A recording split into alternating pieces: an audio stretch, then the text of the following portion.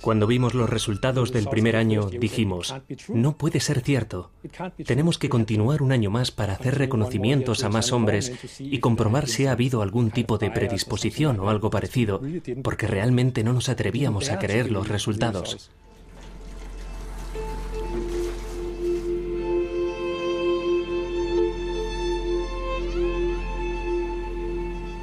Nosotros nos llevamos el susto los 2 primeros años.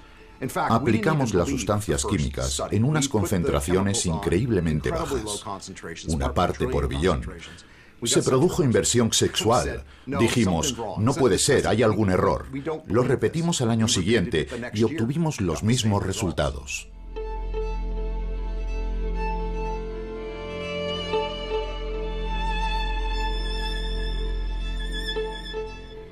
Existen 85.000 sustancias químicas en el mercado, la mayoría desconocidas.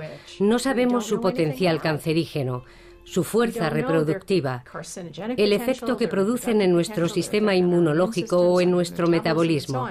Necesitamos empezar a trabajar y entender que estamos expuestos a ciertas sustancias y que formamos parte de un experimento enorme. En los últimos 50 años, nuevas moléculas químicas han invadido el medio ambiente. ¿Podrían afectar a nuestra capacidad de reproducción? Este tema preocupa a científicos de diversas disciplinas: zoología, biología, toxicología, investigación sobre el cáncer. Todos están impactados por unos resultados experimentales que parecen indicar que estas moléculas químicas atacan los sistemas hormonales de los seres vivos. Se trata de una hipótesis atrevida, tan atrevida como polémica. Si estos científicos tienen razón, tendremos que reconsiderar nuestra actual forma de vida.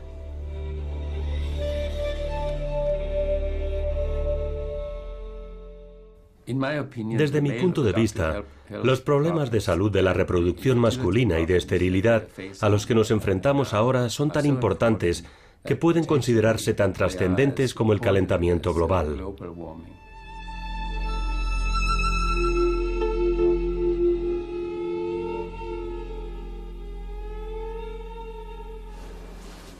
Nuestra historia comienza a principios de 1990 en el Hospital Universitario de Copenhague. Niels Skakebak, doctor e investigador, comenzó a notar un incremento en el número de casos de cáncer de testículo y de esterilidad. Skakebak planteó la pregunta: ¿podría haber algo gravemente perjudicial para el sistema reproductivo masculino? Puso en marcha un plan de investigación a gran escala. En el sótano de la biblioteca, entre registros que se remontan a los años 30, leyó alrededor de 60 estudios realizados por todo el mundo. La conclusión fue constructiva, por no decir otra cosa.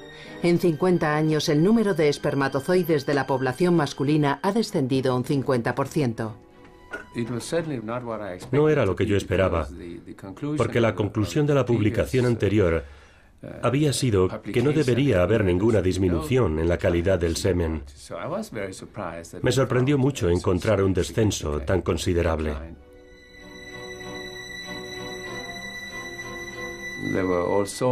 Surgieron todo tipo de polémicas.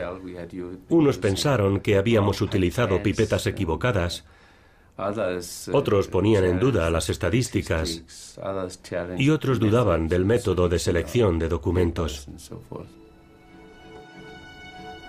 La reacción en contra fue feroz. Se enfrentaron al científico danés y sus credenciales profesionales se pusieron en duda. Para poder validar su estudio tenía que ser confirmado.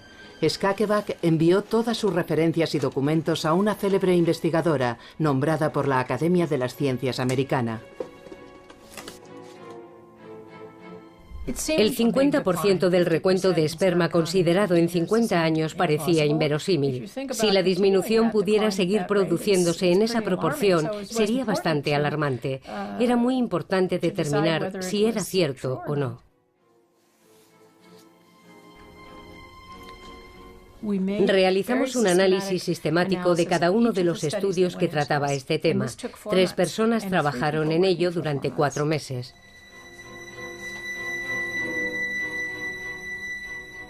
Fue sorprendente que después de todo este trabajo y de todo lo que hicimos, llegáramos casi exactamente a la misma conclusión en relación a la disminución total que se había publicado.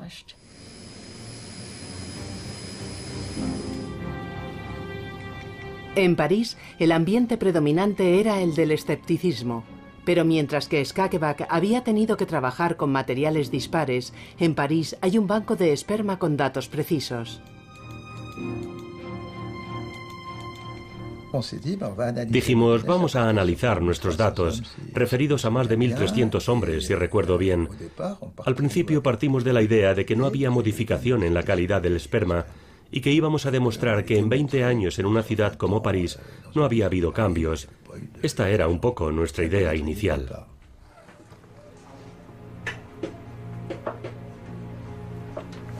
Los donantes parisinos tienen unos antecedentes similares y son padres de al menos un hijo. Sus historiales, perfectamente documentados, se guardan en los archivos del centro.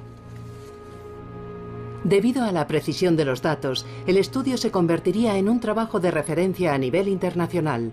Las conclusiones fueron alarmantes. En 20 años el recuento de esperma había descendido casi un 40%, casi un 2% al año.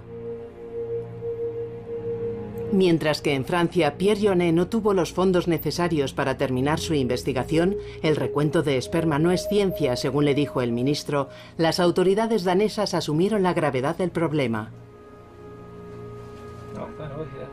El descenso en el recuento de esperma demostró ser un fenómeno en desarrollo y la capacidad total de la población para reproducirse estaría en juego.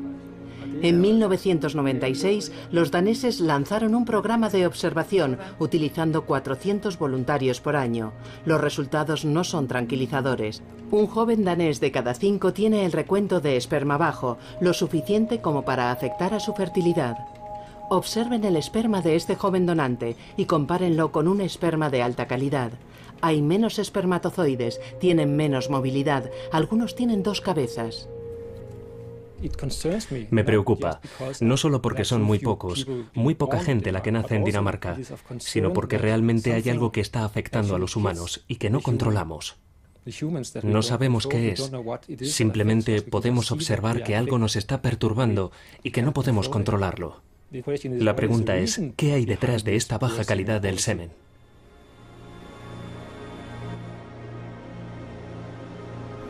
¿Por qué esta baja calidad del semen? ¿Por qué ese aumento tan asombroso de cáncer de testículo, un incremento del 400% en 60 años? ¿Y por qué un incremento en las malformaciones genitales detectadas en los niños al nacer, problemas como testículos que no descienden? Niels Skakeback piensa que estos 3 fenómenos podrían estar asociados. Su análisis se basa en el descubrimiento más inquietante que ha hecho. En los tumores cancerígenos de los testículos de un adulto ha encontrado células similares a las células de un feto. Es como si algo hubiera detenido su desarrollo en el útero materno. Por tanto, podría existir una relación entre estos desarrollos atípicos, aquellos que tienen lugar en el nacimiento y los que ocurren en la madurez. En danés utilizamos la expresión la caída de la moneda. Significa que de repente puedes tener una visión global de una situación. Con esta visión general, lo que pudimos apreciar fue que tanto el cáncer de testículo como la esterilidad masculina, los testículos no descendidos, así como algunas anomalías del desarrollo de los genitales, que llamamos hipospadias, pueden tener un origen común en la etapa fetal. El cáncer, la baja calidad del semen y los trastornos en el desarrollo genital podrían ser parte de un síndrome que Skakeback denomina TDS, síndrome de disgenesia testicular. Richard Sharp ha estado trabajando con Skakeback durante 30 años en la teoría TDS. Sharp precisa el origen del síndrome en el periodo fetal e insiste en el papel crucial que juegan las hormonas durante este periodo.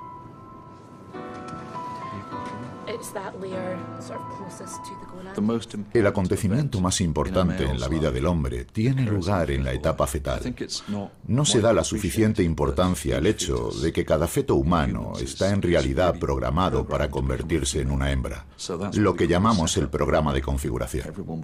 Todos podemos llegar a ser una hembra, por lo que para convertirte en un varón hay que modificar el programa de configuración, y lo primero es formar un testículo. Por esa razón, el cromosoma Y es el resultado de la formación de un testículo. Es decir, se trata de un acontecimiento clave. Pero en realidad, solo este acontecimiento no es suficiente para convertirte en un varón. Lo que te convierte en un varón es que estos testículos produzcan hormonas. Es la producción de testosterona lo que esencialmente modifica el programa de configuración. Sin embargo, el hecho de que se trate de un proceso que ocasiona un cambio, también es, si quieres, un momento de riesgo porque las cosas pueden no ir bien. Tenemos, por tanto, que ser especialmente cautos en cuanto a los factores que pueden influir en el embarazo. Porque si estos factores producen un efecto en el embarazo y afectan al feto, entonces es probable que se trate de un cambio irreversible. La historia de la medicina nos ofrece un ejemplo trágico de lo que puede suceder cuando un feto se expone a factores externos. Distilbene, un medicamento muy recetado en Francia entre 1950 y 1980, era una hormona sintética femenina, un estrógeno químico. Comercializado como un remedio milagroso para prevenir supuestamente el aborto natural, lo tomaron más de 6 millones de mujeres. Pero el milagro se convirtió en una pesadilla. En la madurez, las personas expuestas a este medicamento en el útero materno desarrollaron malformaciones en el sistema reproductivo, algunas veces incluso cáncer. Era la primera vez que los médicos se enfrentaban a los efectos a largo plazo de una molécula química. Las madres habían tomado Distilbene, pero las víctimas eran sus hijos. Si una hormona sintética como Distilbene pudo tener un efecto tan acusado en el sistema reproductivo de aquellos que estuvieron expuestos a ella en el útero materno, ¿podrían existir otras moléculas con efectos similares? ¿Podría ser que las madres de los jóvenes daneses que recurren a un tratamiento médico hayan estado también expuestas inconscientemente a algún peligro externo? Tiene que deberse a una causa genética o medioambiental. No hay más posibilidades. Un cambio tan dramático en el patrón de una enfermedad en un período tan corto de tiempo solo se puede deber a factores medioambientales, incluyendo la forma de vida.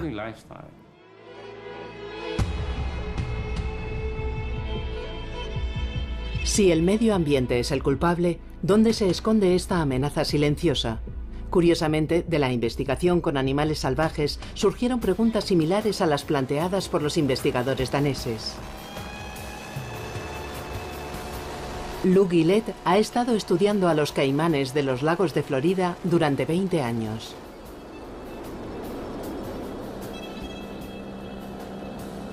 Antes de convertirse en la bestia feroz que reina en estas aguas, el caimán es una criatura frágil protegida por un fino cascarón. Mientras observaba estos huevos, Lou Guillet se dio cuenta de que un mal insidioso minaba el reino de los caimanes.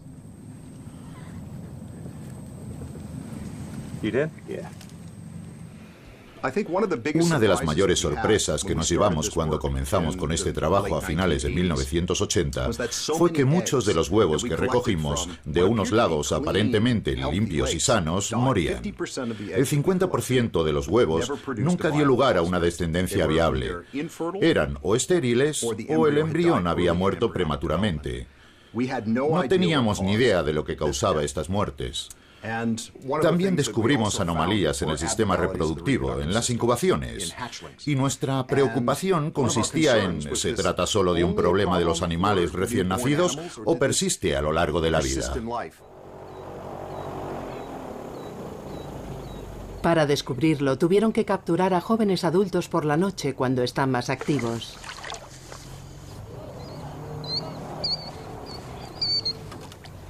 Lou Guillet Capturó caimanes recién incubados que padecían anomalías y midió su nivel de testosterona, la hormona vital para el correcto desarrollo de los machos.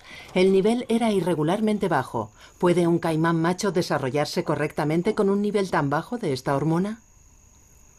Junto con otras muchas pruebas, Gillette midió el tamaño del pene de los jóvenes caimanes.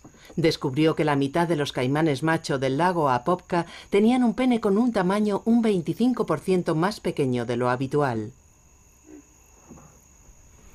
Como científicos, la testosterona baja implica no solo penes pequeños, sino muchas más cosas. Probablemente un cambio en el comportamiento o en las secreciones de otros órganos del cuerpo. Para nosotros era un punto de referencia. Para el público, el tamaño pequeño del pene significó el descubrimiento más famoso de todos los que hicimos. Y también se convirtió en un chiste, porque la gente puede hablar de los caimanes con el pene pequeño. Pero no es una broma, es una conclusión seria que implica que estos animales están padeciendo una anomalía hormonal para toda la vida.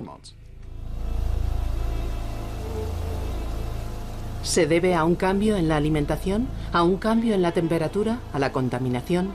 El lago Apopka, con una incidencia elevada de animales afectados, resultó contaminado con insecticidas unos años antes, pero según los análisis, el agua estaba limpia de nuevo. Entonces, ¿por qué varios años después lo estaba padeciendo todavía la población actual del lago? Me di cuenta de que algo excepcional estaba ocurriendo mientras escuchaba al catedrático Howard Byrne hablar sobre las hijas expuestas al DES, los ratones expuestos al DES. Cuando mostró aquellas diapositivas del ovario, comprendí que las anomalías que él encontraba en el ratón eran similares a las anomalías de aquellas mujeres y niñas que habían estado expuestas a estos estrógenos y eran idénticas a las anomalías que yo encontraba en mis caimanes. Que no habían tomado estrógenos lo sabía, pero también que era exactamente la misma desviación. En ese momento me di cuenta de que compartíamos esta increíble similitud, quiero decir, se trataba de la misma patología. Y entonces la pregunta era, ¿de dónde sacaban mis caimanes los estrógenos?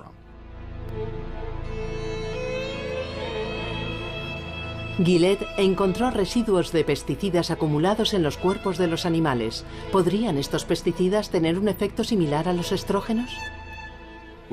Sabemos qué sustancias químicas hay en los lagos contaminados, por lo que cogemos huevos limpios de nuestros mejores lagos y los tratamos. Y nos preguntamos, si aplicamos estas sustancias químicas a estos huevos, ¿podemos provocar las anomalías que vemos en los lagos contaminados?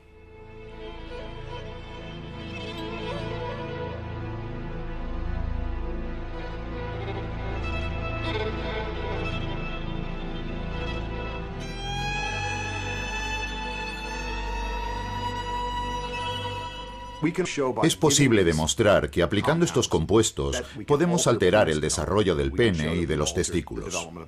Si damos estrógenos en concentraciones muy bajas a las hembras, alteramos el desarrollo de los ovarios. La posibilidad de exponer a los embriones en desarrollo a bajos niveles de sustancias químicas es lo que me preocupa tanto.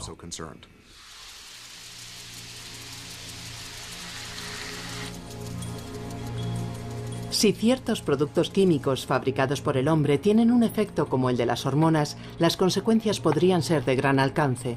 En la naturaleza hay rastros de distintas sustancias contaminantes. ¿Podrían estar afectando a todo el ecosistema? Las ranas viven en entornos variados, pantanos, arroyos, ríos, en zonas protegidas, pero también en áreas de actividad agrícola. Tyrone Hayes es experto en reptiles.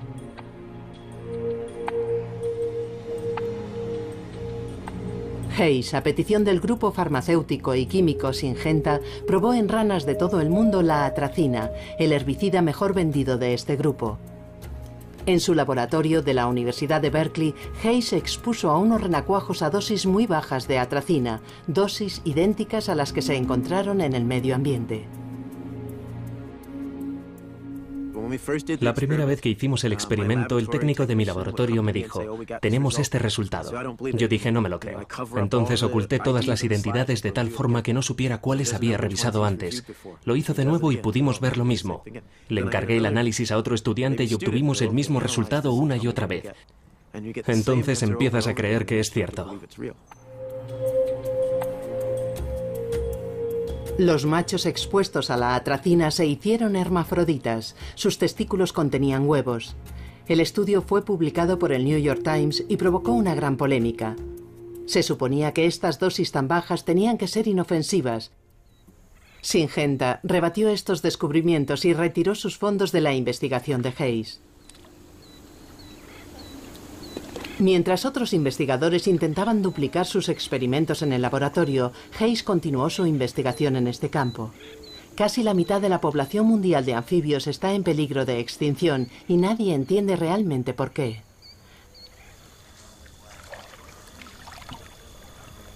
Después de haber recorrido miles de kilómetros de agua, en cientos de charcas y arroyos, Tyrone Hayes ha descubierto algunas pistas. Tened cuidado, no hagáis ruido.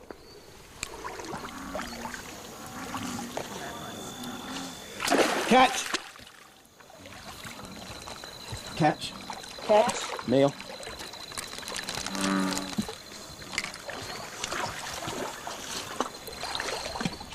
Recoge ranas de todas partes como muestras y compara las zonas limpias y las contaminadas para intentar establecer correlaciones entre el grado de polución y las anomalías.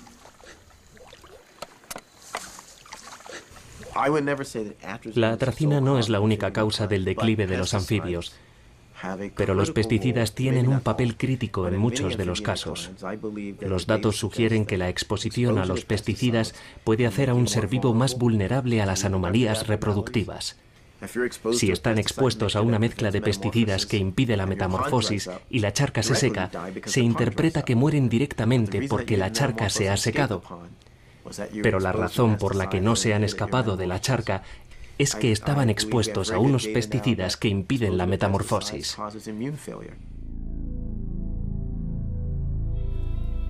Ranas, caimanes y también tortugas, peces, pájaros. Los observadores de la fauna de todas partes están descubriendo deficiencias en los órganos sexuales, descensos en los índices de fertilidad, trastornos en el comportamiento. En los animales afectados, las concentraciones de hormonas son anormales. Parece como si el sistema endocrino estuviera invadido por moléculas químicas. Cuando pensamos en cómo funciona el sistema endocrino, hablamos de cierre bajo llave.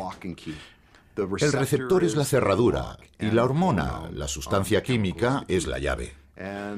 Antes pensábamos que la llave tenía que ser la exacta. Esperábamos, como de todas las llaves, que fuera la nuestra. Que nadie más tenga la llave de nuestra casa o de nuestro coche. Pero nos estamos dando cuenta de que con la disrupción endocrina pueden existir cientos de llaves que interactúan y cierran. Esto da un poco de miedo porque a veces este cierre puede provocar que las cosas se desarrollen de manera anormal. Las células pueden ser anormales e imitar las funciones como una llave normal. Tendríamos la impresión de que nada estaba ocurriendo.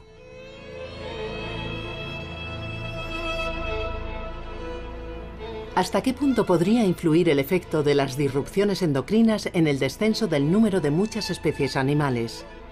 Cada vez hay más estudios que demuestran que esto es así, y en todo el mundo, hombres y mujeres, estamos expuestos a los mismos productos.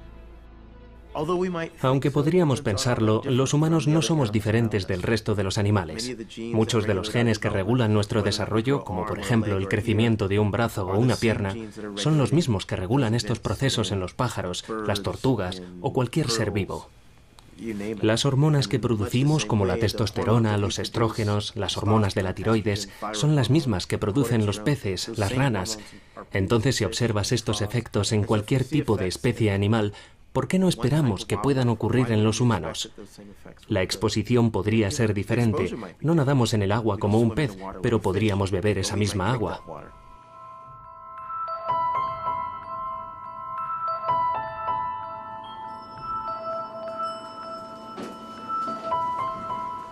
Desde que confirmó el estudio de Skageback sobre el descenso del recuento de esperma, Sana Swan ha estado haciendo investigaciones sobre las posibles causas de este fenómeno.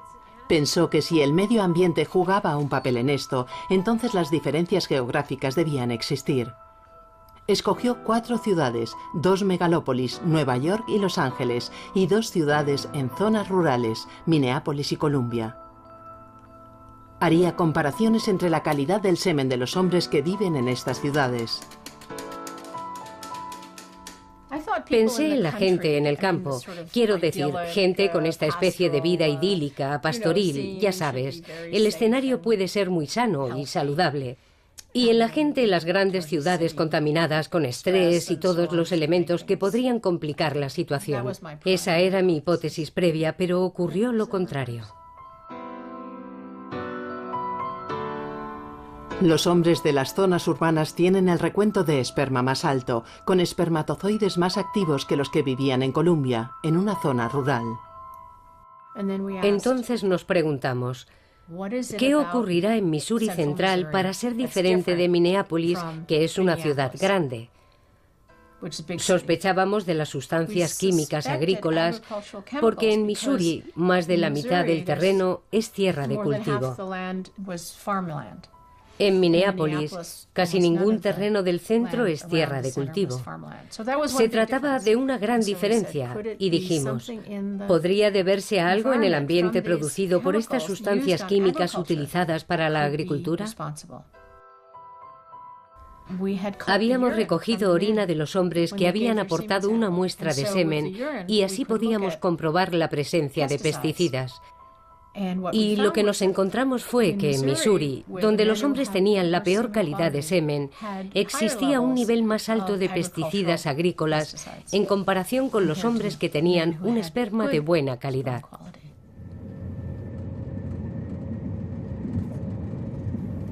Durante muchos años, los pesticidas han sido el principal objetivo en la investigación de las disfunciones endocrinas. ¿Pero son los únicos responsables? La respuesta llegaría, como suele suceder en la ciencia, de una forma accidental. Esta casualidad demostraría que las disrupciones endocrinas han invadido nuestra vida cotidiana y se han instalado donde nunca nadie se habría atrevido a imaginar. Los biólogos Anna Soto y Carlos Sonnenschein investigan sobre el linaje de las células cancerígenas. Para que estas células proliferen, las exponen a la hormona femenina, los estrógenos. Un día, incluso las células controladas, que no habían estado expuestas a la hormona, empezaron a multiplicarse. Parecía que todas las células habían estado expuestas a las hormonas, incluso aquellas que no habíamos expuesto a los estrógenos voluntariamente. No lo podíamos comprender. Repetimos el experimento y nos dio el mismo resultado. Y así comenzamos a sospechar que algo anormal estaba sucediendo. Tras meses de investigación se descubrió la clave del enigma. La contaminación procedía de un tubo de plástico. El plástico, supuestamente un material inerte, contiene un componente que produce el efecto de las hormonas femeninas. Esto es lo que provocaba la proliferación de las células cancerígenas. Al principio nos quedamos muy sorprendidos. Después, inmediatamente, piensas en las consecuencias. Por ejemplo, si está en el plástico, en los útiles de mi laboratorio, también podría estar en los biberones. Lo que significa que si ese fuera el caso, los bebés estarían expuestos a las hormonas. Detergentes, latas, plásticos, envoltorios diversos. Soto y Sonnenschein analizaron los componentes presentes en unos 50 productos de uso cotidiano.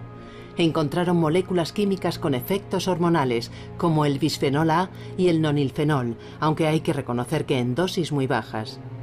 Demasiado bajas como para producir algún efecto, según afirman sus detractores. Pero existe una regla de oro en la toxicología. La dosis hace el veneno. En otras palabras, un producto solo se convierte en tóxico si supera ciertos límites. Si no, se supone que el producto es inofensivo.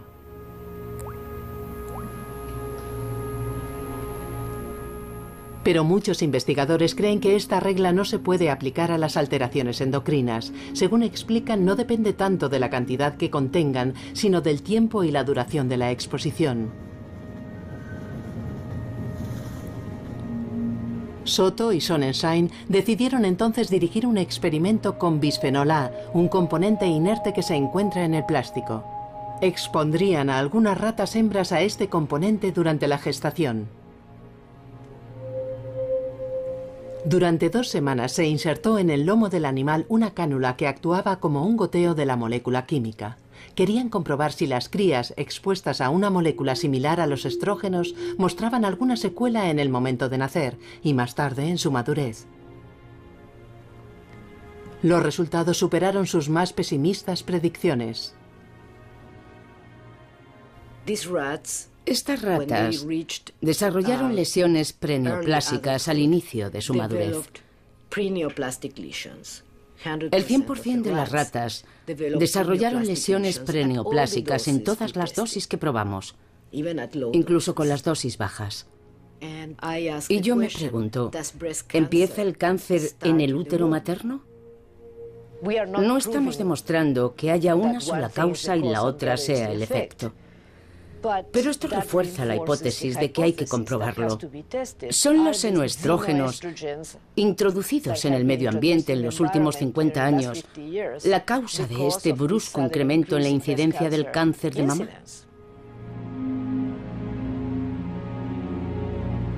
Nadie puede explicarse el enorme incremento de casos de cáncer de mama. Una mujer de cada 20 padecía la enfermedad en 1960, una mujer de cada 8 hoy en día. Con este tipo de cáncer especialmente sensible a las variaciones hormonales, la tesis de la alteración endocrina es una posible pista a investigar. Muchos productos químicos con efectos hormonales se pueden detectar en la sangre humana y los avances técnicos permiten medir hasta qué punto están presentes estas moléculas. Entre los primeros sospechosos se encuentran los phtalatos, utilizados para que los plásticos sean más flexibles. Se encuentran en los cosméticos, el mobiliario, envases de alimentación, PVC, juguetes, camisetas. En la actualidad es casi imposible evitar la exposición a los phtalatos. Algunos de ellos tienen efectos tóxicos en relación con la reproducción. Richard Sharp utiliza phtalatos en su investigación sobre el desarrollo de los fetos varones. Expone a las ratas en estado de gestación a los phtalatos y observa cómo se desarrollan los pequeños machos.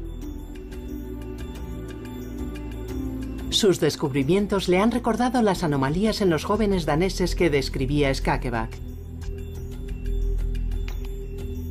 Las ratas expuestas a los phtalatos en el útero materno nacen con malformaciones genitales y tienen un recuento de esperma más bajo en la madurez. Sharp ha conseguido duplicar en animales vivos el síndrome observado en los humanos por el equipo de Skakeback, el famoso síndrome del TDS.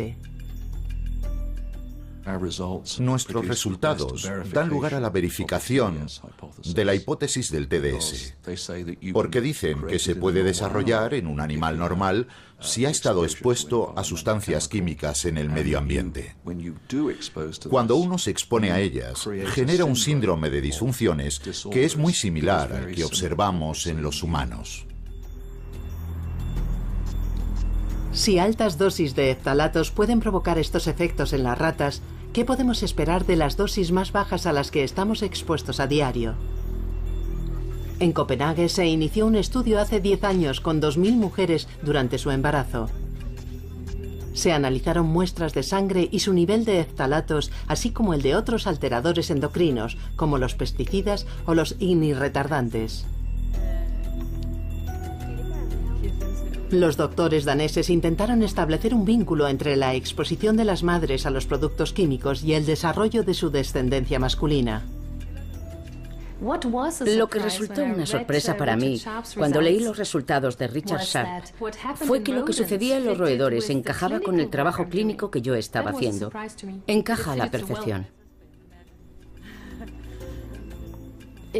Si miro hacia atrás a lo largo de mi estudio, encuentro más de lo que pensaba que podría encontrar. Por algo aparecían las sustancias químicas en la leche materna en las que busqué. Descubrí muchas asociaciones entre la criptoquidia y estas sustancias químicas, o entre la producción de la hormona. No tengo la menor duda en cuanto a la vulnerabilidad del cuerpo humano y los testículos a estas sustancias químicas.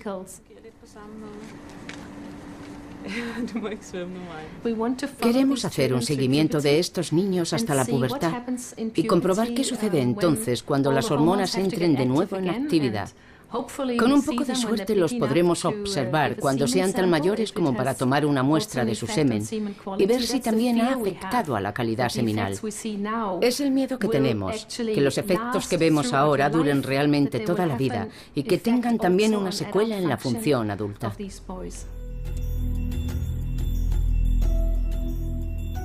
Al otro lado del Atlántico, Sana Swan estuvo midiendo la exposición de las mujeres embarazadas a los phtalatos y después haciendo un estudio de sus hijos. Tenía la idea de hacer con las personas una prueba similar a la realizada con los roedores, midiendo la distancia anogenital. En los humanos, como en las ratas, esta distancia es aproximadamente el doble de larga en los varones que en las hembras. Cualquier reducción en la longitud podría significar un síndrome de feminización. La distancia en los roedores, esta distancia anogenital, es lo que se denomina un marcador. Te dice que ha habido algo que ha afectado a la testosterona fetal.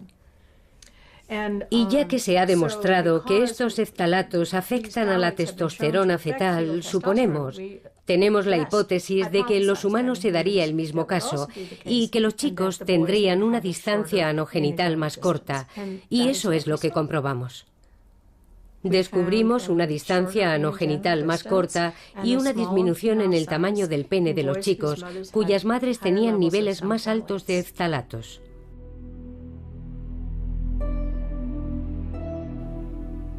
Los resultados de esta investigación, realizada en un número pequeño de madres, están todavía en tela de juicio.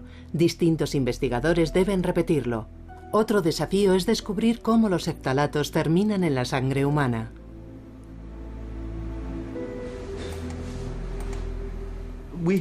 Nunca habíamos hecho estudios en una matriz biológica como puede ser la leche materna o la sangre o la orina, donde no podíamos medir la presencia de phtalatos. Nunca habíamos visto a una persona que no estuviera expuesta. Así que todos estamos expuestos a los phtalatos. Una parte fundamental procede de los cosméticos, como las lociones que utilizan para la piel todas las mujeres.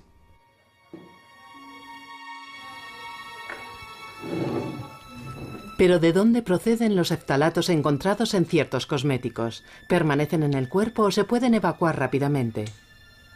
Para responder a estas preguntas, el equipo de Skakeback realizó un experimento que nunca se había probado.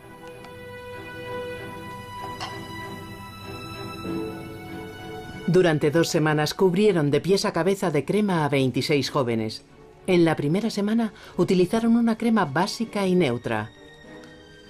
En la segunda semana usaron la misma crema pero añadiendo 2 phtalatos y un parabeno muy utilizado. Tras la aplicación de la crema, los investigadores tomaron muestras de sangre para medir los niveles de hormonas, así como los restos de phtalatos y parabeno. Hay que tener en cuenta que si uno no lo quiere comer, no se lo debería aplicar en la piel, porque terminará dentro. Si aplicas loción en la piel, puedes hacer la prueba de echar un poco en la mesa a la vez. Comprobarás que se queda en la mesa. No se absorbe. Después de 20 minutos la gota de crema seguirá ahí. Pero si observas tu piel, verás que ya no está. Así que cuando usas una crema con phtalatos, estos terminan dentro de tu cuerpo. Te ocasionará un tremendo pico de phtalatos en sangre porque se han aplicado en todo el cuerpo. Penetran en él y en la sangre.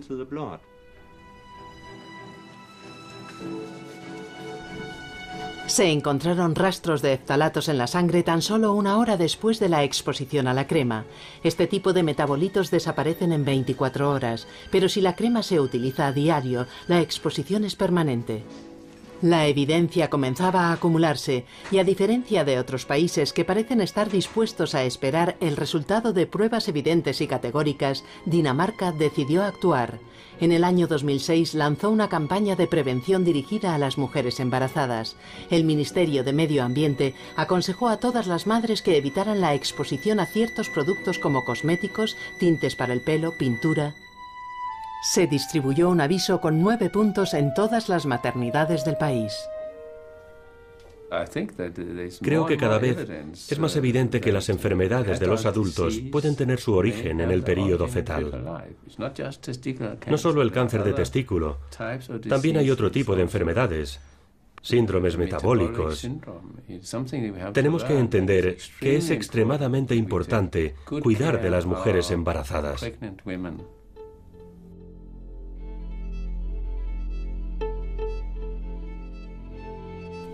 La comunidad científica comenzaba a alcanzar el consenso. En los primeros momentos de la vida, el medio ambiente puede afectar provocando alteraciones en el sensible balance hormonal. En realidad, podría parecer que es durante el embarazo cuando se originan varias patologías como el cáncer, enfermedades del sistema inmunológico, problemas de tiroides, diabetes. La lista de posibles males sencillamente sigue creciendo en las publicaciones internacionales. Nils Skakebak continúa observando cualquier indicio de anomalía hormonal en la sociedad. Un pequeño artículo en un periódico captó su atención. Los profesores del Coro Real de Copenhague estaban notando con irritación que las voces de los jóvenes cantantes se estaban quebrando cada vez más pronto. ¿Se debía a algún tipo de pubertad precoz?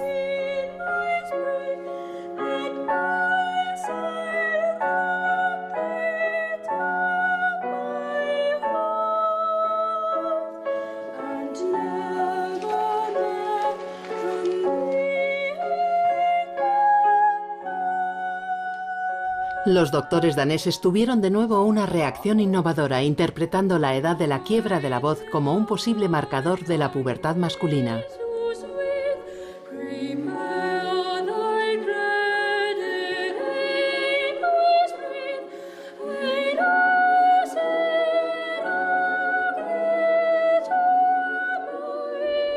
En la época de Bach, esta música la interpretaban jóvenes de entre 17 y 18 años. Hoy resulta imposible porque la voz se quiebra alrededor de los 13 o 14 años.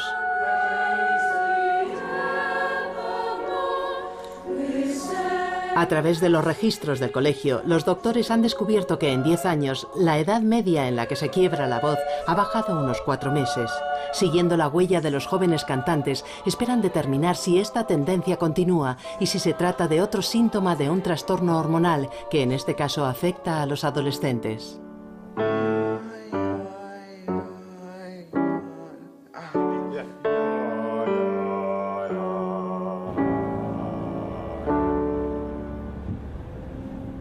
Desde hace 10 años, un aumento de la investigación con el conocimiento de nuevas sospechas a cada momento ha forzado a las empresas químicas a tomar medidas.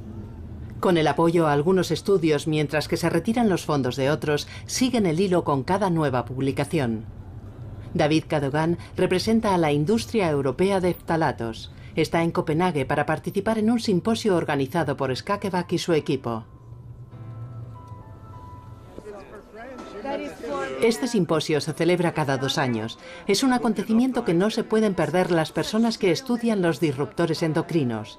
A lo largo de los años, el grupo ha aumentado y a los pioneros se les han unido nuevos iconoclastas.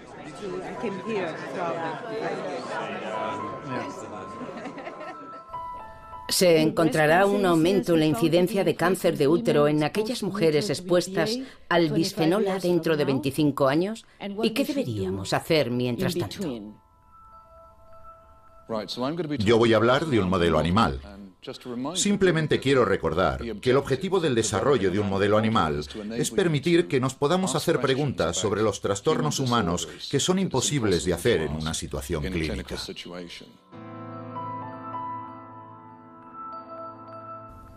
¿Y no está demasiado preocupado por lo que hemos oído hoy sobre los ftalatos? No, porque todavía estamos hablando de efectos en roedores. Y creo que cuando tengamos toda la información, descubriremos que estos efectos no tienen trascendencia en los humanos. Los representantes de las industrias se mantienen informados, esperan ser los segundos en adivinar los futuros conflictos y los posibles problemas relacionados con la prohibición de varios productos. De momento, su estrategia es rebatir los descubrimientos, alimentar las dudas, entretener para ganar tiempo. Hablé con los toxicólogos que estudian los phtalatos que conocemos aquí y con los colegas y preguntamos, ¿qué es lo que medís? ¿Qué es lo que veis? ¿Qué deberíamos medir? Porque no sabemos cómo se manifestarían en los humanos estas dismorfologías en caso de existir. Por primera vez se han apreciado los efectos en los humanos. Yo no estoy preocupado, porque no creo en estos datos. Creo que hay algunos fallos esenciales en la técnica experimental. No me sorprende. Es la forma de actuar de la industria para hacer frente a lo que no les gusta de la ciencia. Su trabajo consiste en criticarme y el mío en realizar los mejores estudios que pueda.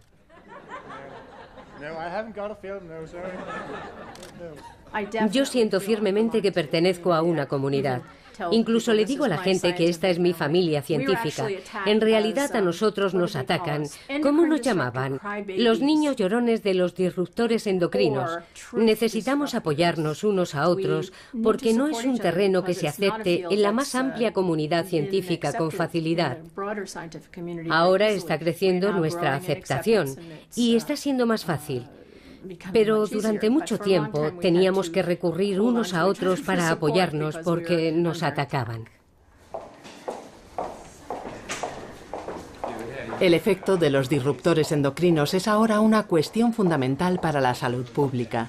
Atrapado entre los datos científicos y la industria, el debate acaba de alcanzar el ruedo político. Las posibles consecuencias de la disfunción endocrina son de gran importancia.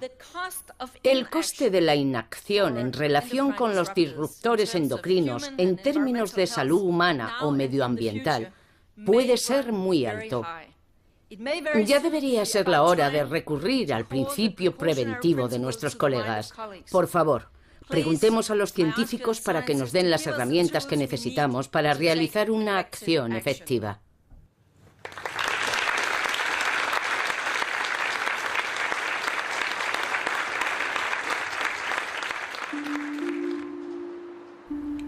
¿Cómo podemos proteger mejor a las personas de las sustancias químicas? En diciembre de 2006, el Parlamento Europeo adoptó una nueva norma en relación con los productos químicos, la Directiva REACH. En más de 11 años, 30.000 sustancias, incluyendo por supuesto los disruptores endocrinos, se tendrán que registrar. La directiva ha depositado la responsabilidad de demostrar la inocuidad de sus productos en la industria y no en las autoridades públicas. Con esta nueva restricción, única en el mundo, la directiva REACH supone un punto de inflexión en la regulación de los productos químicos. Pero todavía falta por ver cómo se aplicará. Respaldada por un lobby poderoso, la industria química ha conseguido unas cuantas victorias. Por ejemplo, puede obtener permisos para la utilización de peligrosos productos químicos si demuestra que puede controlar los riesgos. El control de riesgos es la base inquebrantable de los industriales. Por cada estudio de investigación que demuestra los efectos hormonales de ciertas moléculas, el lobby de los industriales, mostrando la tranquilidad benévola de un padre, responde con otro estudio. Entonces, ¿qué les contestaría a todas aquellas personas preocupadas? Les diría que pueden, o que podrían estar razonablemente tranquilos en tanto que los productos que están actualmente en el mercado han sido evaluados desde el punto de vista de la disrupción endocrina. Se pueden utilizar sin ningún problema para la salud de los adultos y también de los niños. Aún así, en el año 2005, la Unión Europea prohibió el uso de 6 phtalatos en juguetes y artículos de cuidado infantil, al ser considerados tóxicos para el sistema reproductivo. Se trata de una decisión que la industria considera más política que científica. El Parlamento tomó una decisión política mucho más en sentido preventivo que nosotros aceptamos. Sin embargo, todavía pensamos que es muy exagerado y que causa más preocupación que seguridad en el público. Porque si esta es la manera en la que se van a evaluar las sustancias en el futuro, cualquier evaluación de la directiva REACH, que está científicamente basada en la salud, puede ser rechazada políticamente. Y no creo que sea una forma responsable de avanzar si Europa quiere ser una región innovadora del mundo.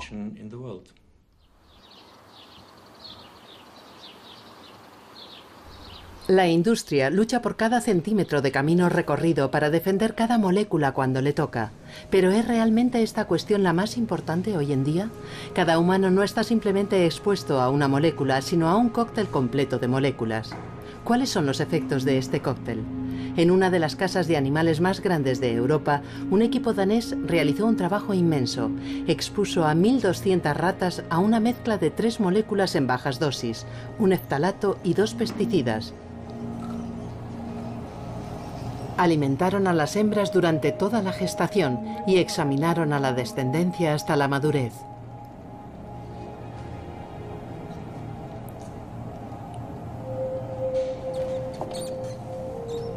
Los resultados derrocaron gravemente la racionalidad matemática común. Nuestros resultados ilustran que 0 más 0 más 0 puede dar 7, lo que significa que cuando tienes 3 sustancias químicas, puedes llamar la sustancia número 1, que supone un efecto nivel 0. No hay problema. Lo mismo con la sustancia número 2, lo mismo con la sustancia número 3. Pero lo que demuestran nuestros resultados es que si tienes una mezcla de una sustancia química número 1, número 2 y número 3, se producen efectos evidentes. Lo que realmente supuso una sorpresa enorme fue que los machos expuestos a altas dosis de esta mezcla en realidad no tenían aspecto de machos. Tenían una frecuencia muy elevada de malformaciones y en algunos casos extremos parecían realmente hembras. Nos quedamos tan sorprendidos porque no esperábamos encontrarnos con unos resultados tan malos.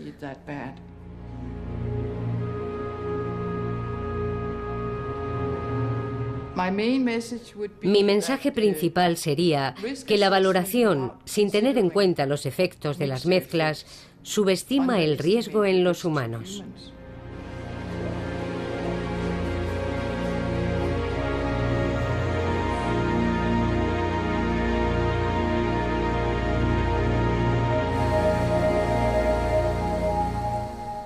No existe ninguna legislación en ningún lugar del mundo que aglutine la contribución de diferentes compuestos. Todas se han hecho con compuestos aislados. Y ha funcionado tan rápido que no hay argumentos sobre ello. Pero está empezando a fracasar porque el número de compuestos es tan alto que ahora no podemos seguir diciendo que los hemos visto uno a uno. No funciona. Está comenzando a fracasar. Llegarán algunos escándalos. No sé cuándo. Quizá mañana. Quizá dentro de 5 años. Pero habrá casos en los que la combinación de miles de compuestos en unas bajas dosis excederá a lo que podemos solucionar.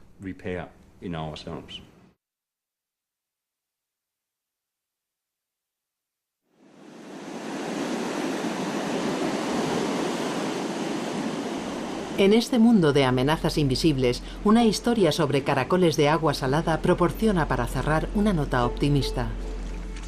Demuestra la eficacia de tener en cuenta las advertencias de los científicos y demuestra que nunca es tarde para actuar. Hace 20 años los biólogos se alarmaron por el declive progresivo de la población de caracoles de agua salada. ¿Cuál era la razón de este declive? Descubrieron que las hembras tenían pene. A esta aberración sexual de la naturaleza, los biólogos la denominaron imposex. ¿A qué se debía el llamado imposex? En el cóctel químico que servía de hogar a los caracoles, los investigadores lograron identificar al culpable, un componente de la pintura anticorrosión utilizada para los barcos, el TBT.